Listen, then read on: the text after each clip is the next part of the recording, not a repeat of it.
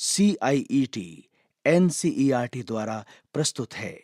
कक्षा 3 की पर्यावरण अध्ययन की ध्वनि पाठ्यपुस्तक हमारा अद्भुत संसार, पृष्ठ संख्या 135, अध्याय 11। कैसे बनी ये वस्तुएं। आपने अपने घर में पानी भरकर रखने वाले बर्तन देखे होंगे और उनका उपयोग भी किया होगा। आपने गुल्लक, बर्ड बाथ यानी पक्षियों के लिए पानी का बर्तन, कुल्हड़ और ऐसी बहुत सी वस्तुएं अपने घर एवं आसपास के परिवेश में देखी होंगी। क्या इन तरह तरह की वस्तुओं को देखकर आप आश्चर्यचकित हुए? ये वस्तुएं किससे बनी हैं? इन वस्तुओं को किसने बनाया और कैसे? इस पृष्ठ पर निचले भाग में एक चित्र है जिसमें एक कुम्हार मिट्टी के बर्तन बना रहा है और उसके सामने बहुत सारे मिट्टी के बर्तन रखे हैं। पीछे घर और पेड़ भी हैं। पृष्ठ संख्या 136। कुम्हार का परिवार। समुद्र के किनारे एक छोटा सा नगर है। मिनी ने अपने अपुपन यानी दादाजी को मिट्टी से बर्तन बनाते हुए देखा है। वो मिट्टी में आवश्यकता अनुसार पानी डालकर उसे गीला करते हैं, जिससे बर्तन बनाने के लिए मिट्टी ना तो बहुत गीली हो और ना ही बहुत सूखी। फिर वो मिट्टी को अच्छी तरह से सानते हैं। इसके बाद वो मिट्टी को पत्थर के चाक पर रखते हैं और फिर चाक को घुमाते हुए मिट्टी को बर्तन का आकार देते हैं। पृष्ठ के मध्य भाग में एक चित्र है जिसमें कुम्हार चाक पर मिट्टी के बर्तन बना रहा है और सामने उसकी लड़की बैठी उसे देख रही है, और साथ ही यहाँ एक स्त्री भट्टी में बर्तन पक्का करने के लिए रख रही है और पास में बहुत सारे मटके भी रखे हैं। चित्र में नदी, पहाड़, पेड़ पौधे और घर भी हैं। जब बर्तन सूख जाते हैं तब अम्मू यानी माँ उन बर्तनों को एक बड़ी सी भट्टी में रख देती हैं। भट्टी में बहुत ही तेज आग सुलगती रहती है। बर्तन बनने के बाद उन्हें धूप में सूखने के लिए रख दिया जाता है। इस भट्टी में बर्तन पककर पक्का हो जाता है। पृष्ठ के निचले भाग में एक भट्टी का चित्र है जिसके बाहर कुछ मटके रखे हैं। भट्टी में आग जल रही है। पृष्ठ संख्या 137। अब बर्तन उपयोग के लिए तैयार हैं। अपुपन, अम्मू तथा परिवार के कुछ और सदस्य बर्तनों को सुंदर बनाने के लिए उन पर कुछ सुंदर नमूने बनाते हैं। चर्चा कीजिए। मिट्टी के बर्तनों का उपयोग किस लिए किया जाता है? कुम्हार और कौन-कौन सी वस्तुएं बनाते हैं? बर्तनों को भट्टी में क्यों पकाया जाता है? गतिविधि 1। अपने माता-पिता या परिवार के किसी बड़े सदस्य के साथ किसी कुम्हार के यहाँ जाइए। वहां जाकर देखिए कि कुम्हार किस तरह से चाक पर कार्य करते हैं। क्या आपको इस बात पर आश्चर्य होता है कि मिट्टी किस तरह चाक पर घूमते हुए तरह-तरह के सुंदर आकार ले लेती है? कुम्हार की बनाई कौन सी वस्तुओं को आप घर में इस्तेमाल करते हैं? यहाँ दिए गए स्थान में कुम्हार के यहाँ देखी कुछ वस्तुओं के चित्र बनाइए। अब आप दिए गए रिक्त स्थान में उन वस्तुओं के चित्र स्वयं बनाएं। पृष्ठ संख्या 138। मिनी अभी बहुत छोटी है। वो कुम्हार के चाक को नहीं चला सकती, किंतु वो बर्तनों पर नमूने बनाने और उन पर रंग करने में अपनी दादाजी की सहायता करती है। मिट्टी से बनी उसकी सबसे प्रिय वस्तु है गुल्लक। उसे इस पर सुंदर नमूने बनाना बहुत पसंद है। वो अपने पैसे बचाकर इसमें रखती है।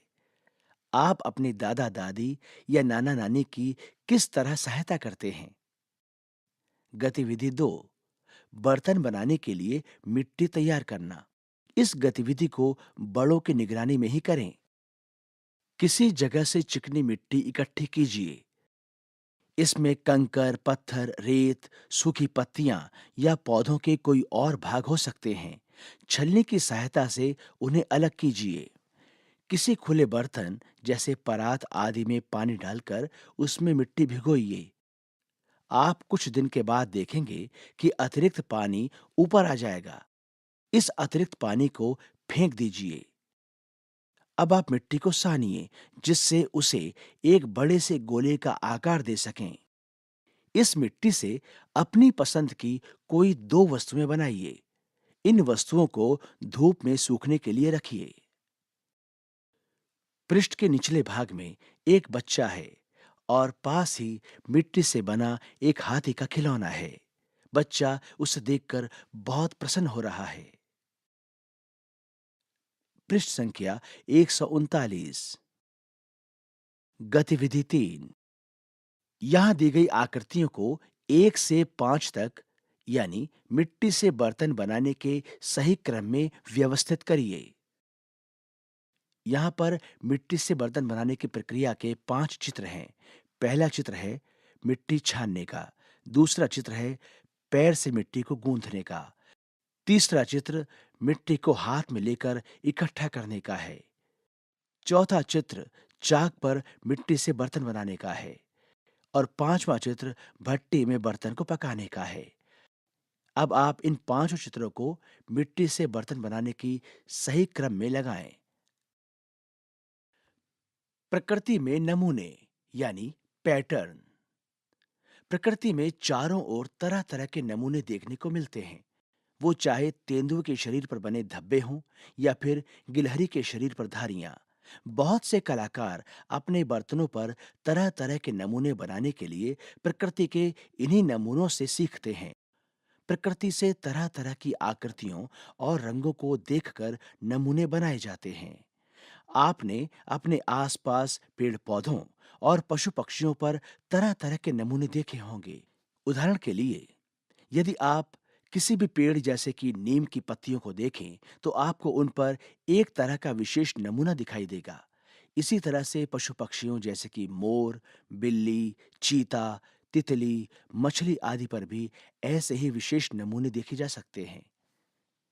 इस पृष्ठ पर कुछ चित्र हैं। ये चित्र हैं गिलहरी, तेंदुआ, पत्तियां और ज़ेब्रा। पृष्ठ संख्या 140। गतिविधि 4। पेड़ पौधों व जानवरों के शरीर पर आकृतियों और रेखाओं के बार बार दोहराव से बने कुछ नमूने यहाँ दिए गए हैं। अपने आसपास पेड़ पौधों पर बने नमूनों को खोजिए। यहाँ दिए गए स्थान पर किसी पत्ती का नमूना बनाइए। यहाँ पर पत्तियों का चित्र है और उसके सामने एक रिक्त स्थान है। अब आप यहाँ पर किसी पत्ती का नमूना स्वयं बनाएं। अपने आसपास पशु पक्षियों के शरीर पर बने नमूने खोजिए। यहाँ दिए गए स्थान पर किसी ऐसे पशु या पक्षी का चित्र बनाइए जिस पर कोई नमूना दिखता हो। यहाँ पर एक मोर का चित्र है। उसके सामने एक रिक्त स्थान है। अब आप यहाँ पर अपने मन से किसी पशु या पक्षी का चित्र बनाइए जिस पर कोई नमूना हो। अपने आसपास की वस्तुओं पर नमूने खोजिए। यहाँ दिए गए स्थान में नमूने बनाइए। यहाँ पर दो बर्तनों के चित्र हैं जिन पर अलग अलग तरह के दो नमूने बने हुए हैं और उनके सामने रिक्त स्थान है। अब आपको अपने मन से बर्तनों पर स्वयं नमूने बनाने हैं। पृष्ठ संख्या 141। इन वस्तुओं पर अपनी पसंद के नमूने बनाइए। यहाँ पर कप, मटका और मटकी के चित्र हैं। मिट्टी के बर्तनों पर नमूने। हमारे देश के विभिन्न स्थानों पर मिट्टी से अनेक प्रकार के सुंदर बर्तन बनाए जाते हैं। यहाँ पर कुछ सुंदर सुंदर बर्तनों के चित्र दिए गए हैं। उन बर्तनों पर सही का निशान लगाइए जिनमें नमूने बने हैं। यहाँ पर 7 बर्तनों के चित्र हैं और उनके नीचे रिक्त स्थान बना है। अब आपको उन बर्तनों के नीचे सही का निशान लगाना है जिन पर नमूने बने हैं। पृष्ठ संख्या 142। अब तक आप मिट्टी से बने बर्तनों के बारे में बहुत कुछ जान चुके हैं। अब हम ईंटों के बारे में बात करते हैं। ईंटें ही ईंटें। यहाँ पर एक चित्र है जिसमें दो व्यक्ति ईंटें बना रहे हैं और उनके आसपास बहुत सारी ईंटें हैं और मिट्टी, बाल्टी इत्यादि वस्तुएं भी रखी हैं। आपने ईंट कहाँ-कहाँ देखी है? क्या आपने कभी देखा है कि ईंट कैसे बनती है? जिस तरह से अपुपन मिट्टी से बर्तन तैयार करते हैं, उसी तरह मिट्टी से ईंट भी बनती है। आपने इडली, केक, ढोकला या फिर कुल्फी बनाने के सांचे देखे होंगे। ठीक इसी तरह से ईंटें भी सांचों में तैयार की जाती हैं। ईंटों को मजबूत व कठोर बनाने के लिए उन्हें भी भट्टी में पकाया जाता है। ईंटों को घर, विद्यालय, अस्पताल, दीवारें, भवन आदि बनाने में काम में लिया जाता है। इस पृष्ठ के निचले भाग में 4 सांचों के चित्र हैं। एक सांचा इडली बनाने का है, दूसरा कुल्फी बनाने का, तीसरा केक बनाने का और चौथा ईंट बनाने का सांचा है। पृष्ठ संख्या 143। रोहन और उसके पिता जयपुर में रहते हैं। रोहन को किसी भी मकान को बनते हुए देखना बहुत पसंद है। उसे इस बात पर बहुत ही आश्चर्य होता है कि उसके पिता व उनके साथी किस तरह से इतनी ऊंची और सुंदर-सुंदर इमारतें बनाते हैं। रोहन को खाली समय में ईंटों की दीवार को बनते हुए देखना बहुत पसंद है। यहाँ पर पृष्ठ के मध्य भाग में 4 चित्र हैं। पहले चित्र में 2 व्यक्ति जमीन की पैमाइश कर रहे हैं। दूसरे चित्र में एक व्यक्ति ईंट पर ईंट रखकर दीवार बना रहा है। तीसरा चित्र चार दीवारी का है। चौथा चित्र एक घर का है। रोहन ने कई दिनों तक ये देखा कि किस तरह ईंट पर ईंट रखते हुए पूरी दीवार बन जाती है। कुछ महीनों के बाद रोहन जब उस जगह से फिर गुजरा तो उसने देखा कि दीवारों से दीवारें जुड़कर एक बड़ी इमारत बन गई है। इस पृष्ठ के निचले भाग में एक चित्र है जिसमें बहुत सारे श्रमिक मिलकर एक इमारत का निर्माण कर रहे हैं। सभी अपने अपने कार्यों में व्यस्त हैं। पृष्ठ संख्या 144। चर्चा कीजिए, क्या सभी घर ईंटों से ही बनते हैं? क्या आपको लगता है कि ईंटों के अलावा और किस वस्तु से घर बनते हैं? यहाँ पर एक घर का चित्र है। हमारे देश के कुछ गर्म स्थानों में मिट्टी से बने घर भी होते हैं। ये घर पारंपरिक तरीकों से बने होते हैं और भीतर से ठंडे रहते हैं। इन्हें बनाने में मिट्टी के अतिरिक्त घास और लकड़ी जैसी प्राकृतिक सामग्रियों का उपयोग होता है। दीवारों और फर्श को चिकना बनाने के लिए बहुत से लोग सीमेंट के स्थान पर गोबर का लेप करते हैं। इसमें घर में ठंडक रहती है और इसमें कीट आदि भी नहीं पनपते हैं। लिखिए, एक, आपके विचार में मिट्टी से बने घर पर्यावरण के लिए बेहतर क्यों होते हैं? रिक्त स्थान।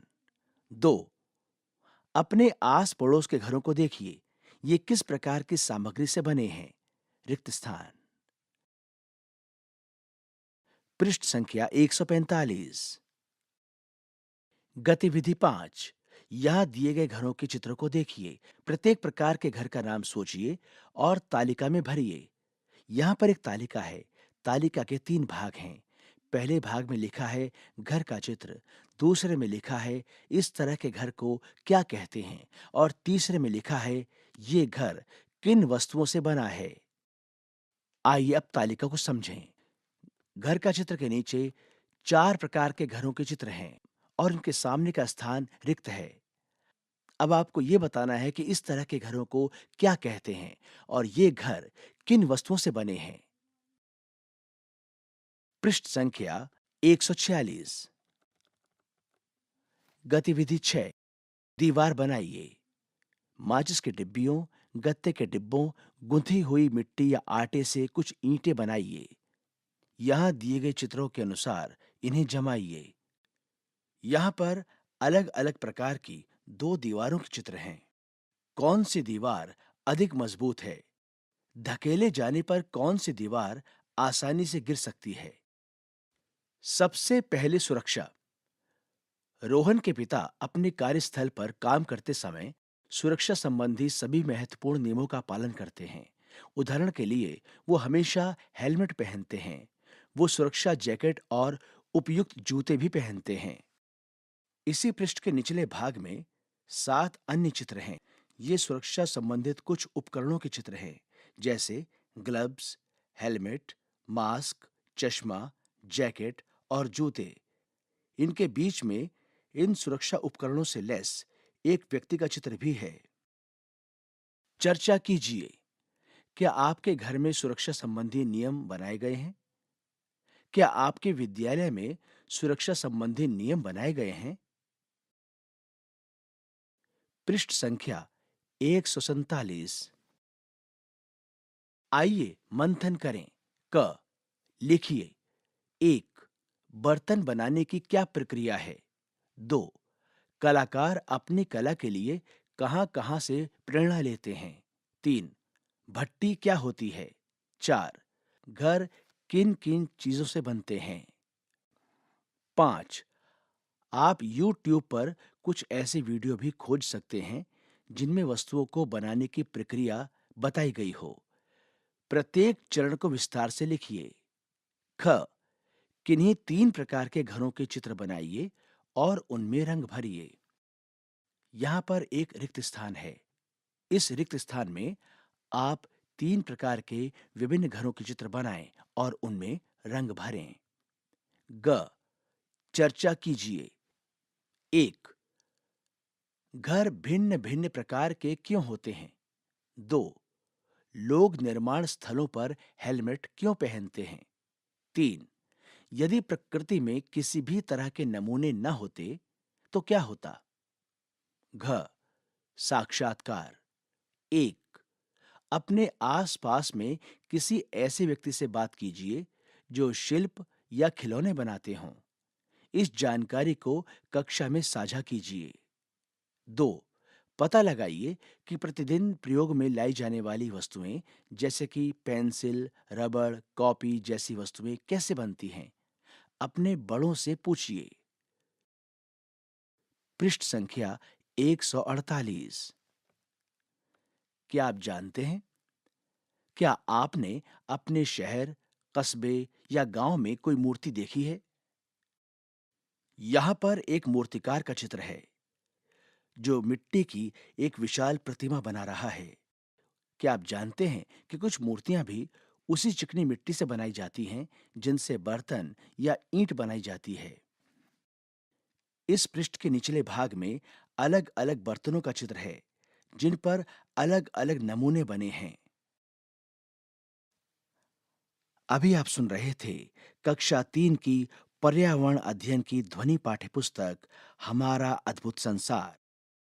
वाचन स्वर प्रवीण शर्मा। ध्वनियांकन मंजू कुमारी। निर्माण सहयोग सौम्या मलिक।